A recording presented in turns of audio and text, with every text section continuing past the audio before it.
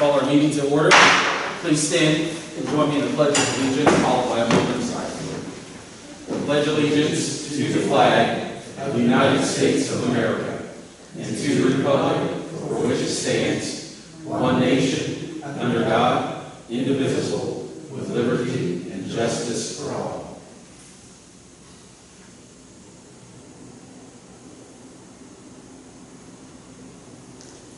Thank you. Clerk, would you please take a roll call? Mrs. Russell? Present. Mr. Peters? Mr. Robinson? Here. Mr. Hayes? Present. Mr. Hitt? Here. Mrs. Laser? Here. Mr. Smith? Here. And has everyone had a chance to take a look at our minutes from the last meeting?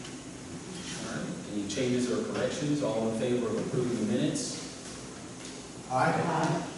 Opposed, same sign. All right, minutes carried. We do not have any communications or announcements, no public hearings, and we do have one audience concern. Could you please stand to the podium and announce your name and your address? My name is Tim Weinberger, 249 East High Street, London. Just one. Wonderful. So I guess you guys I think it was on the agenda to vote on a new special event application permit, CD correct? I was hoping to voice concern. I'm representing Rock on the Rocks, my wife's event. They have it every year at St. Pat's. It's on a private property when they had the event. It's about 3 hours in one day. It's private property, however, they use the streets for the 5K run. Under the new plan, it would probably cost an additional $1,700 for the police department, the officers that come out and volunteer their time to help with the traffic when they do the run before they come back. Like I said, in the new plan, it mandates that it be $40 an hour per officer plus the $5 per cruiser, looking about $1,700, which is anywhere between 6 to 10 additional donors. What they're requesting is maybe an amendment for charity events that are donating 90% or more to their charity. Currently, today, Rock on the Run donates 97% of everything they bring in to Nationwide's Children's Hospital, the cancer floor, pediatric cancer floor fund for pediatric brain tumor research. Today they bring in about 560 to 550 people to the event. More than half of those are out of towners and several from out of the state. All these people come in for only 3 hours. I'm sure they spend money in your gas station, everything like that. So they're wanting to see if there's any way to do an amendment or some sort of thing, whether it be permanent or a nonprofit, which is the majority of their money is not going back to their pocket. I realize that certain special events that are taking a profit or taking a larger profit, but it's something that where they're donating so much it's really going to hurt them in the pocket. I'm sure there was something else I was supposed to say. I think, Oh, I know what I was saying. Today, they don't utilize any of the electric. And like I said, the St. Pat's schools where they have the actual event, and the run is normally down Garfield. I mean, it goes into one of the little cul-de-sacs off of Garfield and across the Jacqueline and up High Street. The run normally takes less than an hour. And like I said, in the past, the Sheriff's Office has donated their special deputies that came in, 4 or 5 of them, and donated their time. London's always London Police Department and chiefs always donated their time to help the runners and walkers safely get across the street. We don't use the street department. They don't ask for, there's nothing to clean up. They clean up the day of. Like I said, we normally set up at 6 a.m. and by noon everything's going down. You can't even tell they're there. They don't put anything on the streets. They actually have a crew that goes behind the runners that picks up any paper cups that the runners or walkers would use that would be in the street. In the past, we've had the fire department and medics there, obviously in case anybody went down, but also to the kids to go up look at the trucks, talk to the firemen, they get taken out of that. So I guess what they're requesting is some sort of amendment or some sort of exception for nonprofits that donate the majority of their money back. how much do they usually raise, do you know? It's gone up considerably every year. I think last year they raised over $30,000.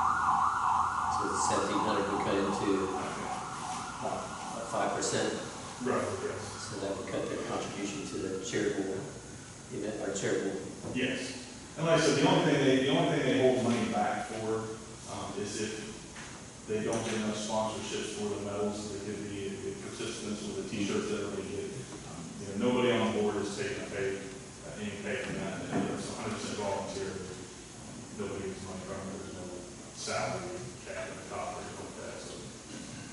I guess we had some discussion last time that a one-day event would be able to waive the expense. Yeah, it's like a one-day event. I don't know that that's in the legislation.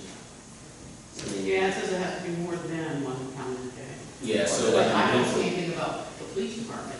That's what I was looking at. Yeah. I apologize. Yeah, I that's- realize I know what it's that's for, but I don't know a lot This- about it. I've had, he's the second person I've had say that stuff to me. And About I'm like, 40 when I look at the legislation, there's nothing in there, because Yeah. they're talking about 140, right? 140/20. Yeah, Yeah, And I think that's where some confusion's coming in, because 140/20, with the attachments that I have, has nothing to do with cost of anything. Well, the special event application has in there, Oh, page 3, special duty officer, $40 an hour, use of police cruiser, $5 an hour, and then it goes in different things if, what is that you have with it? The actual, The registration application. is that, the new special. So this, Okay, so so this that's would what- include you into the special event, because we're not changing anything to the special event form. Okay, It's just the way, what you're saying is the legislation, now you guys would be included, so you don't pay any of that stuff right now. no, currently we don't. Like I said, Okay. the police department is always volunteer their time, or not charged to the event. Like I said, they're there maybe hour and a half at most. They Yeah. start up before the run goes. Right. But also in this permit, since they would now fall underneath that, there's additional things that say if someone comes later in the day or throughout the event and determines that there needs to be a street sweeper, they would add that charge after the event, or if they came later in town for something that needed to be cleaned up, they would add another charge. There's some things left for interpretation. the board on that for last year? I'm sorry. Is that the most current? I believe that I don't believe they've ever filled one out, we've never had to get a permit Oh, before. you But I think the new legislation will require them to do it. And then with the new legislation, I'm sure there would be a new permit and new language on that, if there were another one. But like we've discussed on this before, and we'll probably discuss later, is that there wasn't going to be a charge if it was a one-day event. But over multiple days, then there would be charge. He was in on 1 day, 3 hours, right? How many Yeah, hours? it's only- No. it's Like I only- said, I mean, it's 6 hours tops. not- Yeah. And it starts at 8. It should have- Yeah, it wouldn't even, even if we discussed it and went through as it shouldn't affect you guys. Occurring on more than one calendar day within the city. All right, and it's not more than one, it's just one. Okay. Did you have a question? I was just gonna say, we have a safety meeting Tuesday evening at 6 right here. Possibility you can come back in that evening. What is it, I'm sorry? It's Tuesday evening, this coming Tuesday evening, At 6 p.m.? 6 I p.m. work with the sheriff's office, also the sheriff, I work second shift on that. That's where I know you're from, okay. I may be able to stop in if you don't mind giving me a uniform. Oh, no, we don't. If you would, I would kind of like to have you stop in Sure. and sit down and discuss it some more. And Absolutely. everybody will be there, so. So currently what I'm hearing is, and correct me if I'm wrong, if it's a one-day event or less than one-day event, the charging thing, you're saying if you don't apply, then they do not have to get a permit? Right, and that's what we discussed the last time. Yeah. Where, And of course, it's not finalized. Right, I understand. where are you seeing that in there, Carla? It is under license required on the second page. Public event occurring on more than Oh. one calendar day. So that would exclude rock and roll. Yeah, if you went through Yeah, that. 'cause they know that Madison EMP always donated our services. Yes, Over here. absolutely. Right, and I spoke with the mayor earlier today, he didn't foresee any reason why the police department will continue to donate their time as well.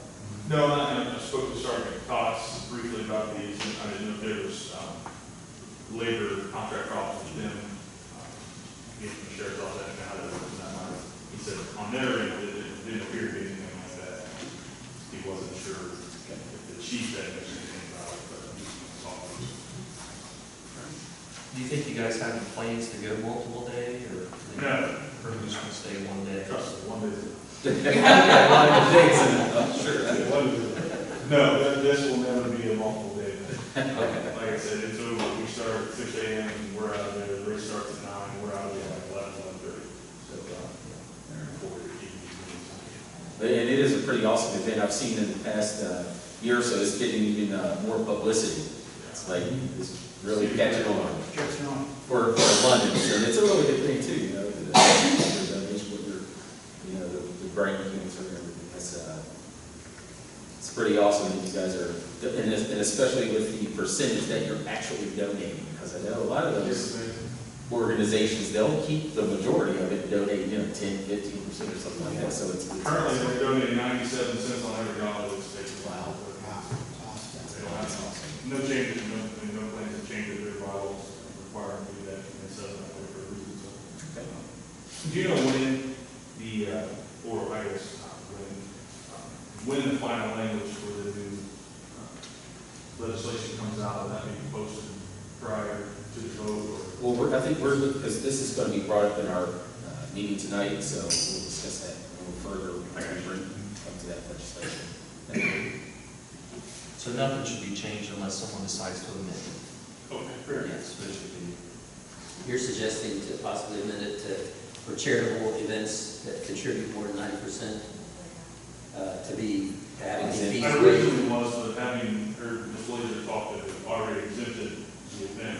But also here it says, the SSD shall have the discretion to waive the license fee for any nonprofit corporation or public character corporation that is an operation organization or usually like that.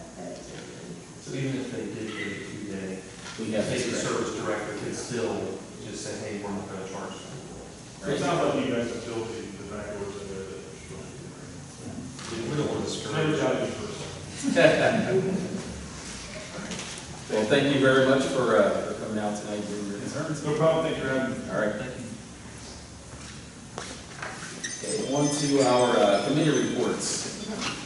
We'll start with Ms. Blazer. We haven't had a committee meeting since the last meeting. Yeah, Brian? so we had the special meeting for public services to discuss the pool. Right now, the tentative plan is to open July 1st.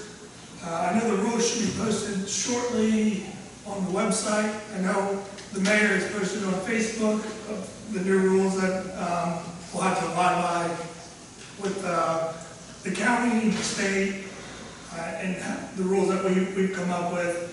So please check them out. Just know we're going to a 5-day schedule. Check it out, understand rules and regulations, and I'm glad to be opening the pool. Mr. Hayes. I have nothing. We haven't had a committee since last council meeting, but we have one this coming Tuesday night, 6 p.m. here. Okay. Mr. Hitt. Nothing. Mrs. Russell. Yes, I attended a special public service meeting, and we just want to let everybody know that opening the pool it's not going to be an easy task. And it may require some extra expenses, and it is subject to, we're not, after we get it started, we might have to close, depending on how we can manage the children, the distancing, how we can apply with the guidelines that are set. We're planning for July, which is a good goal, and but we can put a lot of things in place, but until we actually are in the situation, we actually don't know if we can comply with all the guidelines that need to be set in that facility under those circumstances. In the pool, out of the pool, no more than 6 in the group. Face mask is a lot, and manpower could be an issue. Have to wear face masks in the pool? Not when they're not there. In the pool, they can wear it, but when they get out, they gotta put it on. So I don't know how we're gonna know which max is, you know, those are just some issues that we'll be dealing with, and it's, Is there any age limit? I mean, yes, most there will places, be. less than 2 don't have to wear this, No, I don't think there's any age limit. I don't know. There's an age limit to get into the pool, so if you're 16 and older with identification, you have to provide the identification, you're allowed in. If you're under, so 15 and under, you would have to be present with someone of 16 or older. Face masks have to be worn at least to the front, so you'll be asked all the COVID questions at the front desk, and then you'll have to fill out your name. If you're in groups, face masks are required outside the pool. But, I mean, I read through them briefly. I mean, there's a lot of rules. And you gotta understand, with the requirements, we're having to like triple the cost to meet their standards. Just the chlorine level will have to be 3 times what it normally is. And so then the acid level would have to be added to keep the pH level sustainable. Right. So there's a lot involved, it's just not going to keep them with the mask and. Do we know right now, like, what the estimated cost is going to be to operate? What the chemicals were an additional, like 18,000? Yeah, we don't know. And it's all dependent on what pools, so Oh, yeah, which pools? which pools we're opening. It's gonna take 10 days to fill, so that's one of the things why July 1st was a target date. First of all, we had to wait for the regulations from the governor. Second, it takes a while to get together and make sure that this is the correct thing to do. Third, you have to fill a pool. I mean, it takes 10 days to fill a pool. So we just wanted to make sure that everything was in line, to make sure that we are doing what we can to open the pool. I mean, tentatively, it's July 1st to August 16th is going to be the pool season, which the kids go back to school the 17th of August. So, Yeah. maybe. Everything's tentative, and everything is subject to change too. So Yeah. even if we do open and we have to make changes As we go along. Everybody just has to be patient. We're trying to do the best we can to make sure that we provide the service for the city, so. Right. When did the pool normally open? Last year? Memorial Day. So technically, what it was, 26 when the governor came out and said the pools were allowed to be open. So a lot of the Columbus area have already closed, like Hilliard's, Grove Cities, Dublin's, they have closed. So for us to make the effort to open up the service, I think is a tremendous thing for us in our city. So. Might get some outside people coming in to use the pool. Yeah. Well, and then we also have, what do you call it, limits on capacity too. 50% of the capacity as well, so. There's just a lot that is involved in it, and the cost, we don't know what the cost will be, because we have no idea how many people we need per, well, we've got a kind of guideline, this per this pool, per that pool. But when we get in there and we see that everybody's in this pool, we still have to guard this pool. You know, it's really those, putting it into place is getting the pool up and running is fine, but putting all the rules and regulations is Just like the manpower, I mean, it's no Yeah, longer that's just what I like think too. compliance people that are walking around making sure people are staying distant from each other. We're not putting out chairs, so you're gonna have to bring your own chairs. Concession stand's gonna be limited. It will not be swimming as usual. No. Right. You can't come in that close. But I mean, like the first thing I hear is if you could only be at 50% capacity, did the pool make a profit last year? Oh, yeah. Last year, And we discussed the profit too. We wanted to make sure that we focus on providing the service, because I'm not sure that, there would be a profit, but we also don't want to look at it as a business to make money. yeah. It's a service. we want to make it break even, but Right. I know when there was concerns over money several years ago between, we may have to close the pool or shorten some of the services to the pool to keep police on the city, there was a large outcry that we don't need police that bad. I mean, honest, it was in the press, that was the public's consensus, which, you know, Yeah, is crazy, but.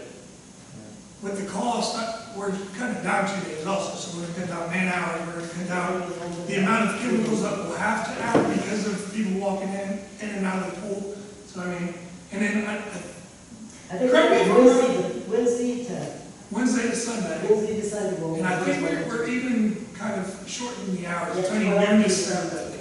12 to 7. So I think it was 11 to 7. So we're cutting the hours, and so, I mean, there's gonna be And we're cuts shutting and down costs, schools. but Right? there's gonna be additional costs. involved. So, of course, we still have further discussion on it in the Public Service Committee, so everyone, please come on out and voice your concerns there and be part of It's a that go, conversation. it's a go. As long as we want to spike and She's high, Right, I talked to her today, and it's in motion. sounds good. Mr. Smith, do you have anything? Yeah, I attended the BPU meeting, on eyes real common. Getting ready to hire 2 new guys. I forgot my paper, I apologize. I think it's, I'm not sure if it's sanitation or sewer, or one's going one. I don't think it's sanitation because they've also got, they're trying not to hire a guy. So I want to say that it's in the sewer department. Dan has been replaced, and I was able to speak to that gentleman. I apologize, I had his name. And I think I know, but I don't want to guess because then if you're like me, you'll get stuck that if I'm wrong, that's his name. Seems to be pretty sharp. He's got a lot of experience. Nice, if you remember the legislation that we had passed for the requirements for a level, we set it up to go to expand our reach of who we could hire from. If they had a level 3 but obtained a level 4, he's already got the level 4, he's ready to go. Yeah. Seems to be really sharp, he's doing a really good job going around the plant. It is disappointing that, I'm not going to point fingers at anybody, because I do not know any information, but a lot of stuff was thrown away or is gone. Of how, I don't understand quite the jargon, but not necessarily the manuals, but like service records, different parts out there. Large filing cabinets are now gone. They have disappeared. So, I think everybody involved in that kind of has an idea, and there's fingers getting pointed, but I don't know what will happen to that. So, the new superintendent, he said that he doesn't think it'll be an issue. He said it's just going to take longer, or if they do have to service different machines and equipment, things like that. He said it's just going to take a lot longer to be able to service those things. So he didn't seem very concerned about it, but I was just very disappointed to hear something like that happen. BPU is having a special meeting Monday with looking to hire the 2 new gentlemen, and then we're going to look at some budgets and things like that. So that's all I have. All right, thank you. What time on that? I believe it's 11:30. I think it was 11. 11. We're at. Yeah, it's at 11. Should be here. These things are missing, they're like instructions to the equipment and stuff. Yeah. And service records. And how they, when they got worked on and what. Yeah. Shouldn't we file a police report? Well, from what I understand is there's no way to prove who did anything, so. Well, at least in case it shows up, I mean, a way to show that we're serious about taking city property. Yeah, Yeah, I would think that Yeah. police report ought to be filed on myself. I do, that's what I'm thinking as well. Yeah, I can mention to them Monday, see what Yeah. they want to do. I don't believe the actual cabinets themselves, but like tons of information that was in the cabinets has just completely disappeared, so. Okay. All right, on to our city official reports. Does anyone have any information on that? Have any city officials tonight? Okay. On to our old business, ready for the 3rd reading. Ordinance 14020. Get a motion to read by title and number. Second. All right, there. Amended ordinance 14020 sponsored by Josh Peters and ordinance amending 874 of the codified ordinances. And Josh, he is not here tonight, but he wanted us, if there's any way possible to hold this until committee for further discussion. I'd like to see a copy of the application when he was talking about, that kind of concerns me that stuff is worded in that application, and Right. somewhere in this ordinance. So yeah, so we definitely need a copy of that application in the committee meeting. Anything further? You want to leave this What on? did you say, yeah? It kind of concerned me, the stuff that he was talking about in the application is not in this, law, this resolution. I'd like to see what the rest of that is, and shouldn't that stuff be included in here? Now you more information on the better. Yeah. I think that's what the attachment is. Is that the? No, he's talking about application. Yeah. Actual application, there's things that aren't in And like there. technically, which I think that's where there's been some confusion, is that we are not voting on anything that has to do with the application. That is the safety service director, from my understanding. Right? Because I had someone approach me that's involved in the Strawberry Festival, and they said that we were voting to raise the rates, and I'm like, we're not voting on anything like that. Right. And which what we're voting on wouldn't even affect the Strawberry Festival, because they already have to apply for that permit, they already fall under that anyways. But yeah, I mean, I think it'd be great. So we'll leave this one on. Is that your wishes? Okay, ordinance 14120. Motion to read by title or number. Second? Clerk, please read the ordinance. Ordinance 14120 sponsored by Andrew Hitt and ordinance amending 1446 of the codified ordinances. So this is legislation that would require contractors to register with the city. They're doing any kind of contract work. There was a lot of discussion about it last meeting and a lot of concerns, so I asked Bill Long to come and speak to it or field some questions. This is the one that Josh is concerned about. Right. Josh was pretty, Wasn't the other one is. Oh, yeah, this one. Josh had some pretty strong feelings about whether this was enforceable or possibly too much regulation That's right. for contractors. I think there was some discussion about whether someone mowing lawn, if they contract for summer, if they have to register, or if you replace a door or whatever in your house, if you have to register. So I asked Bill to kind of come and clarify a little better some of the concerns. Okay, let's give you a little bit more. Okay, here it says roofing contractor. Okay, now if I'm just gonna have my roof repaired, say in the back of my house, I'm gonna have a problem. I'm gonna just have my roof repaired. I'm not, and maybe my handyman can do it. Because I have a handyman can do it. And I'm not hiring a roofing contractor, I'm letting my handyman do it. Now, see, that's an issue there too. And then it comes down to your drywall contractor. So maybe I'm just taking out a wall inside my house. Landscaping, I have a guy a young man that does my mulching, he does my weed eating, and I'm sure he's not a contractor. Now then we go down to plaster contractor, replacement of windows. You know, these are, and it goes on down to, okay, paving, if you're getting your driveway, the blacktop sealed. You know, that's just routine painting, flooring, cabinet contractor. You know, these are gutter. I have a guy that cleans my gutters. He's just my handyman. And you know what my neighbor does with snow removal.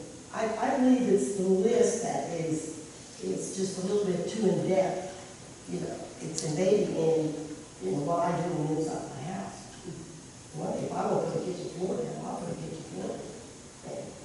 I did I talk. don't see where I don't need to get somebody to register or to do that. I think the list is what the issue is. And with it being this long, I would think that it might be very hard to regulate this. I did talk to Bill earlier in the week, and as we talked about, that the only people required to register would be those that are required to get a permit. Yeah, basically, your building and zoning already has a list of requirements that you're supposed to buy permits for your house. So, Is that this list here? Is that this list? No. and I can't tell you off the top of my head what all of them are, but I know like to put a deck on your house, you must have a permit for that. To put a new driveway in your property, you're actually supposed to have permits for that. So basically what you're doing is just registering these people so you know they've got a proof of insurance, workman's comp and that type of thing. It's gonna be a $25 fee. And then if they're working within the city, right away, streets or anything like that, we have a record of who they are and we have all the information. And then you can also make a list off of that as to Carla calls and says, I'm looking for somebody to do my roof. The city has licensed contractors. If you work within the city, this is a list of roofers. Now, I got a question. So we already have a permit process in place where people are already registering their permit.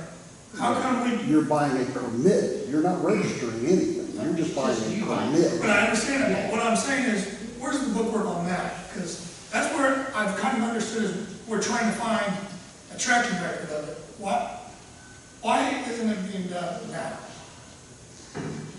Because you don't have any legislation that says they must be registered.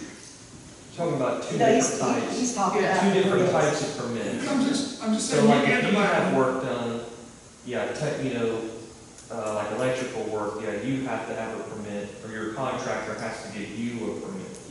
This is dealing with the contractor themselves. They have to have a permit to work in the city. Well, I understand. I'm just saying, why, because that's what I'm hearing is we're trying to find a tracking record.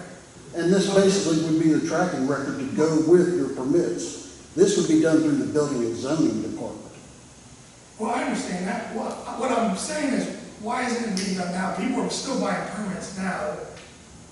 Because We you wouldn't have no need legislation legislation. to just say, we need to write down names and keep track of who's doing what work, right?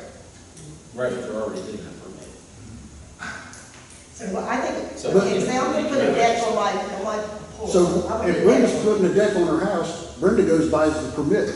She bought the permit. The contractor didn't buy the permit. She did. Okay. So then my So you're the contractor. contractor. I mean, that was just my pays question. $25. I just didn't understand, Every year. because I thought it was like more or less, like, say, I hate to go, like a Columbia Gas come through and they're doing certain things. I understand that you want to keep track of what they're doing. And In case that's something falls. basically part of this, is to make them start being accountable. And that's, But it's That- what that's you fine. do, Bill. I mean, you're talking about a floor in my house. Right. You're talking about a floor in my house. You're talking about a wall on the inside of my house. These are things that are not gonna affect the city. I mean, if I go Actually, out, Brenda, if and I- you read your rules and regulations that you already have in place, that's in there. okay, then somebody should enforce it. That's why, I think that's the whole thing. We're confused here about what is the permit going to do? Who regulates the permit? Who does the building and zoning? And that's the problem we got into. We had all these in effect. They were never put in place until Paul Oswald got them. Then he went around town nitpicking, pulling out people. Oh, I see this, but You actually can't had do that before anymore. Paul We Oswald. can't do that. We got to, if we put it in effect, we got to be sure that we can regulate it and that it's done every time and that, how do we get people to know this? I just think this list is too in-depth. Yeah. I agree. Don't you agree? I Oh, think it's too in-depth. And if they're already getting a permit. It's you too know, lazy. If Then I'm they gonna need use the another phone fee for on the top of street, that. They're already paying for the permit too. Well, The contractor is not paying for a permit. I get the contractor, I understand that. But why couldn't we just take this list out and Well, say, use the individual. If you need a permit, if then you have then someone, register if you need a permit. if you got a permit and you're having a contractor do that, well, you should. Right. have them register. And I just Right. have to do- But again, in the, under the constructor registration and requirements, it kind of negates half of the list that we got up there because it says that the contractor, general contractor, subcontractor engaged in contracting, construction, alteration, repair, replacement, or removal or demolition of buildings or structures. So that takes out all of the landscapers, the snow removal, all of the things that you haven't done to your property, but not your building. That takes all of them off the list, just that statement in this law. 1446. I think this is something that needs to go back to the committee. Oh, most definitely. And we can decide what the list. I mean, I don't think this list should be a permanent list. I think it should be something that's agreed upon. Right. Say, all right, these are what's important to the city. And I'm especially like Brenda, if I, you know, if somebody comes by my house that's up with 2 windows, from my back to my house, Right. you know, it's going to drive up the cost Yeah, of who's gonna people, it's going enforce to it? drive up my cost of, and who's going to enforce it? Yeah. Why put a law in if it's not going to be enforced fairly? Because as soon as you enforce it on one person, and you don't enforce it on their neighbor, just because, then Right. you're going to have all kinds of trouble. Not that we don't understand what happened out with the issue. We understand the issue with the companies coming in, digging up and not finishing stuff. We do understand that, so please don't get that wrong. Right. That we don't understand that. So we have to come to a reasonable method, you know, to do that. Yeah, because I can have a road in here, work involving public property. Yeah. Right. As a possible amendment. Yeah. Okay. That So- could affect the public property too. That would involve public property. Or could affect. Yeah, but involving or affecting public property. So that a commercial, because you look at commercial snow removal, and if they're doing a lot out at, say Staples, and they push, you know, snow out into the street or damage the road frontage as they're coming in or out because they're not paying attention, or a curb or something like that, I could see the city needing to go after them, but if, you know, sometimes my husband will end up shoveling the snow from most of our street, and then if somebody gives him $1 or $2 or gives him a pie, then he's a contractor, you know? Right. He just likes to play with his floor. All right, so we will leave, your wishes are to leave this on, further discussion, ordinance 14120. Well, I know Josh has some pretty strong feelings about it, so I Right. guess we should leave it on another reading so he could have some input. I don't think he Definitely. wants to bring a contractor in and, you know, have something to say about that. Could we send it back to the committee? Yeah, And is that your suggestion, Mr. Hitt? To motion to, Well, if we vote, we vote. I was looking through the rules, and one of the motions that you can make is to send something back to the committee. right, So, and then we have to take a roll call. right, So, I would like to go ahead and make a motion to send this back to committee for further discussion or, you know, tweaking or amendments and whatever. So, get a second. Second. Clerk, could you please take the roll call? Robinson, Yes. Hayes, Yes. Hitt, yes. Laser, Yes. Smith, Yes. Russell. Yes. Motion carries.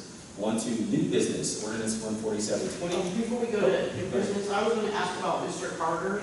Bill, were you able to go out and look at his situation?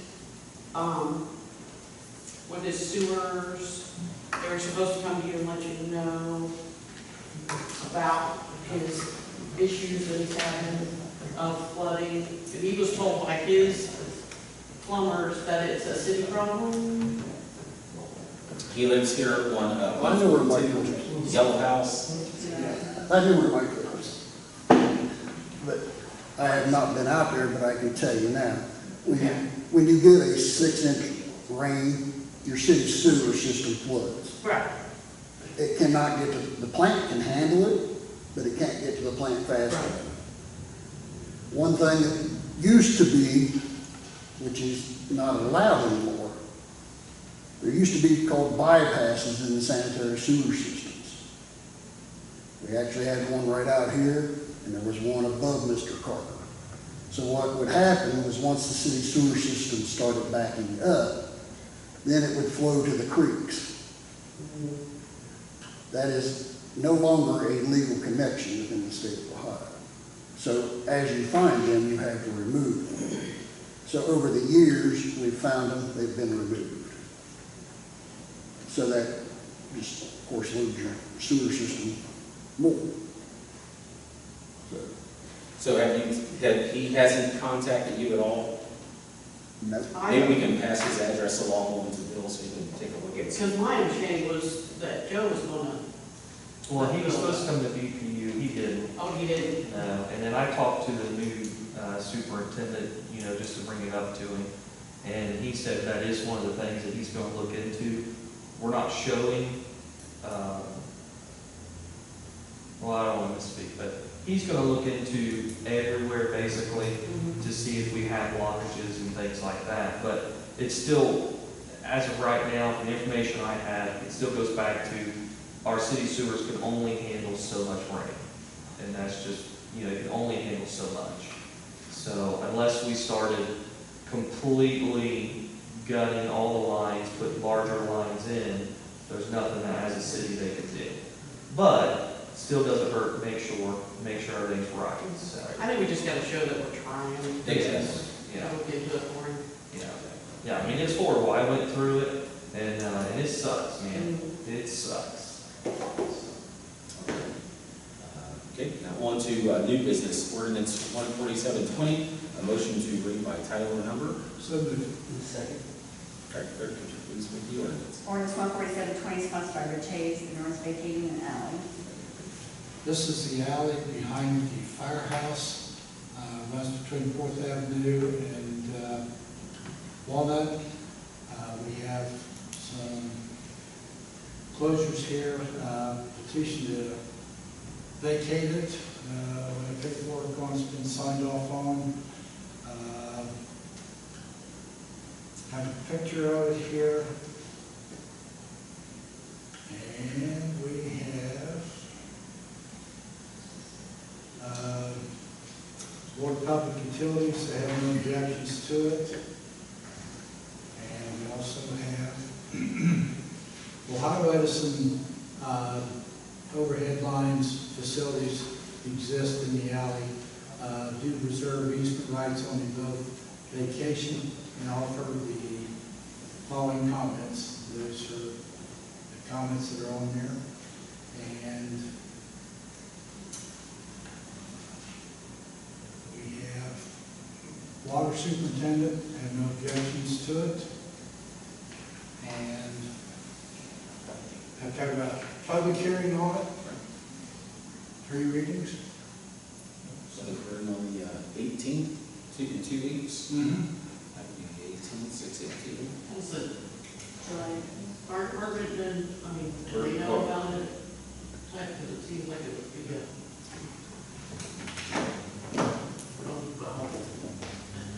Hindrance to them, they potentially lose. I know they park vehicles right up against that, or in that alley. That's who's asking. That's who's asking. The fire department asking for it. No, I thought it was, Donna Fisher, Jason Kahn, and City of London. Jason. that's just the people that are funding it. Yeah, but I'd be, fire department. I don't know who asked for it. Did they ask for it? Because it's not, that Requesting driveway there. signatures of property owners requesting closure. And it says Fisher, Yeah, state Kahn, Fisher. and City. Yeah, Jason. That said Joe Moser, Safety Service Director, requesting closure. It must be the two properties across from the back lot off the fire station. Off the fire station. The fire department asking. Yeah, they are, fire department and the 2 properties by there. Of the city of London. There's 2 houses back here, if I remember searching correct, there's a big vacant lot. There was a house there that burned down. Isn't that one, are you talking about what was beside it? Runs Right right behind the there. fire department. And this 4th is Street one of- up to the fire station, Fourth Street is beside it. up towards High Street. Yeah. Runs between 4th Street and High Street, but it's on, And there's a like, big along that lot. back, vacant, or that back lot of the fire station.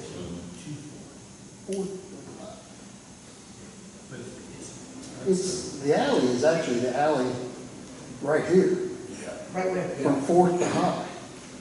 right here, to- yeah, going like this. Yeah, this alley here. That, It yeah, would be the back half of it. yeah, that's what it's running like this. Straight across like this, yeah. It's to the, to the side behind it. It's not like this, but it's like this. And it's the fire department that's asking this, right? No, it does, all it just says is City of London. I don't see anything which says fire department. It says City of London, Joe Bozier, Safety Service Director, and Eaton and Fisher. That's the people that are affected by the closure, wouldn't it? Yeah, it would be the city, it would be the city parking lot affected, and then the person that is asking for the vacation. So who's asking? I can't think of her name now. Fisher. Don Fisher? Yes, she owns that property. Okay, so that's. So basically, what would happen is when you close that alley, half of it would remain the city's and half of it remains hers.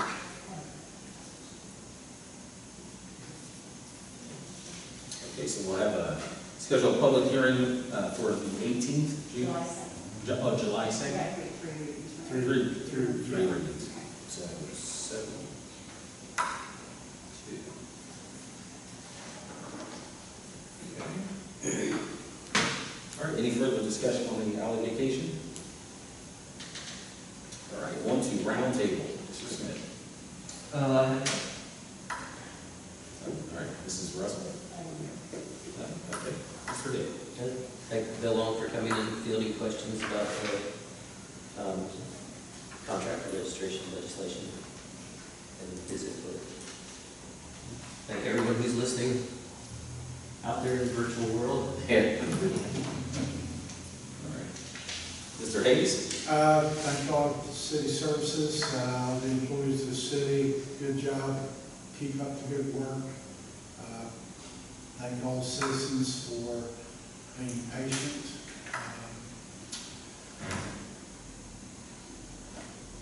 There's a lot to be said, but now's not the time. All right. Mr. Smith? Mrs. Blazer? I just sort of like to reiterate that everybody stay safe. As they open up, try to go back to our local businesses and services, to help them out because they're dealing with all these regulations. Besides being out for so long, they're also dealing with all the regulations to start back up again. So, and just keep on doing what we're doing. All right. And in light of current events, I've got a little bit I'd like to discuss here. I'm grateful to the law enforcement officers of London and the Sheriff of Madison County, as well as first responders. They lead London and Madison County with professionalism and community pride every day. They care about the community and their lives, and they live the oath to protect and serve with honor. Thank you to Sheriff Swaney, Chief Nichols, Chief Olwin, and Chief Eads for your leadership. And we are all in this together because together is the only way that we can be successful. Together we stand and divided we fall. Let's do our best as leaders to unite our people and unite our country. Pertinent leaders need to get together and constructively discuss bringing the change that many are looking for to address our country's issues. Let's join together as the Almighty God lights the way to our solution. May God be with us and all along our journey. Second. Get a motion to adjourn. Make a motion to adjourn.